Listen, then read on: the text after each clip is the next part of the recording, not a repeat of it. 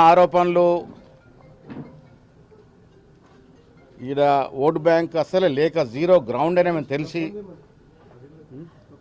Attention divert చేయడానికి రకరకాల ఆరోపణలు చేస్తారు. ప్రతిపక్షాలు ఇది ఆనవాయితీగా మారింది. నిన్న గాంధీ భవన్లో మారుతూ అఖిల భారత బీజేపీ అధ్యక్షుడు 4 ప్రశ్నలు వేసిన. 8 మంది ఎంపీలు 2 మంత్రులు ఉన్నారు ఈ రాష్ట్రం నుంచి. 12 ఏళ్ళుగా ఏం వెలుగబడ్డారు ఈ రాష్ట్రానికి? నిన్నగాక మొన్న ప్రవేశపెట్టిన బడ్జెట్లో గుండు 0 ఇచ్చిరు తెలంగాణకి. ఏ ముఖం పెట్టుకుని రాష్ట్రానికి వచ్చింది ఆయన? దీనికి జవాబు చెప్తాడా? దక్షిణాది రాష్ట్రాల మీద ఇంత వివక్ష ఎందుకు? మేము ట్యాక్స్ కడుతున్నటువంటి లెక్కకు తగ్గించి మాకు వాటా ఇస్తున్నటువంటి పరిస్థితి నిజం కాదా?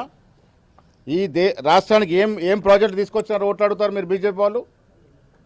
విభజన హామీ చట్టంలో పొందుపరిచినటువంటి హామీల గురించి ఇంతవరకు ఊసేలేదు. మాట్లాడిన పరిస్థితి పాపాన పోలే బండి సంజయ్ గారు, కిషన్ రెడ్డి గారు.